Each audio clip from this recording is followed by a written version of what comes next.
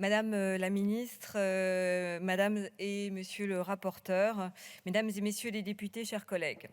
Je souhaiterais d'abord commencer mon propos par des remerciements à madame Valérie Létard, sénatrice à l'origine de cette proposition de loi, pour son expertise et son engagement, que je crois dire sincère et total, dans la lutte contre les violences faites aux femmes.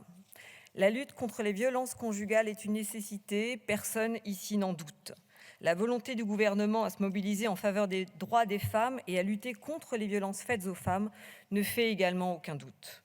Lors des rencontres sur le terrain, avec les gendarmes et les policiers, nous voyons bien que la prise en compte de la parole des femmes a radicalement changé ces dernières années. Aujourd'hui, le personnel est formé, les lieux d'accueil sont repensés pour favoriser la discrétion, permettre les conditions indispensables à la relation de confiance pour permettre la libération de la parole, et des intervenantes sociales sont également présentes dans ces lieux. Si nous pouvons saluer les résultats des politiques impulsées ces dernières années, nous sommes néanmoins tous d'accord sur un point. Il y a encore beaucoup à faire. Que sait-on concernant ces violences ?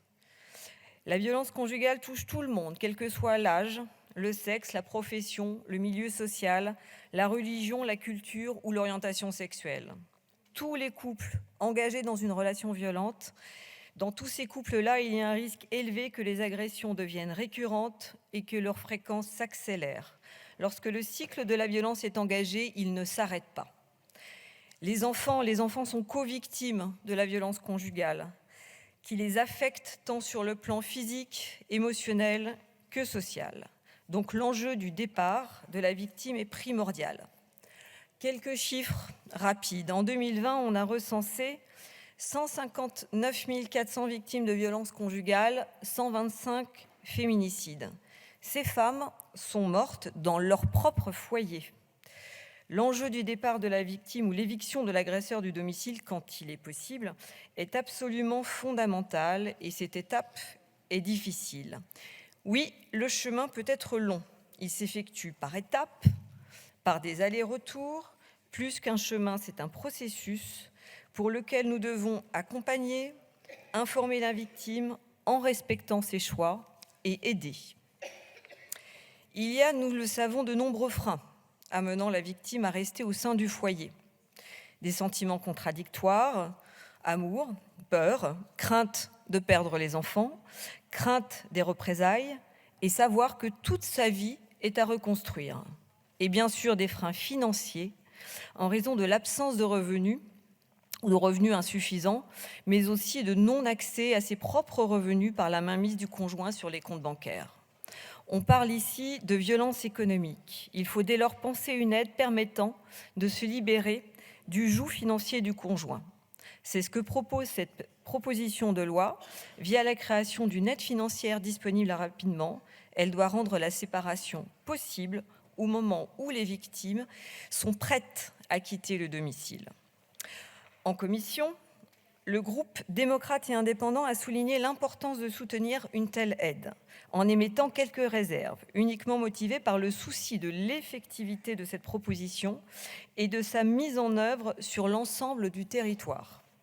Des amendements du gouvernement ont été déposés en ce sens. Ils concourent aux mêmes objectifs de sécurisation et d'autonomie des victimes et ne dénaturent pas le projet porté en commission.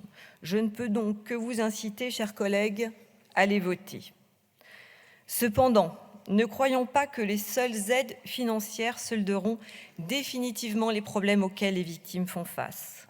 Dans le processus dont je parlais précédemment, quitter le domicile est une étape, ce n'est pas la fin du parcours. Les sortir de ce cycle de violence et de dépendance psychologique et affective implique davantage qu'une seule réponse financière. Cela appelle une réponse coordonnée, rapide et continue des pouvoirs publics.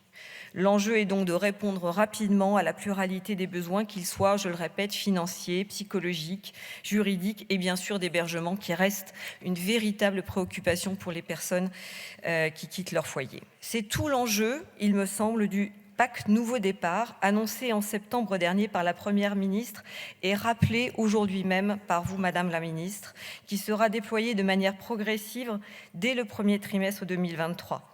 Il permettra notamment une meilleure détection des victimes de violences conjugales grâce à un réseau d'acteurs sur tout le territoire, un renforcement de l'aller vers la victime aux étapes clés de son parcours, une priorisation de l'accès aux aides et dispositifs au bénéfice des victimes de violences. Vous l'aurez donc compris, le groupe démocrate votera favorablement ce texte. Je vous remercie.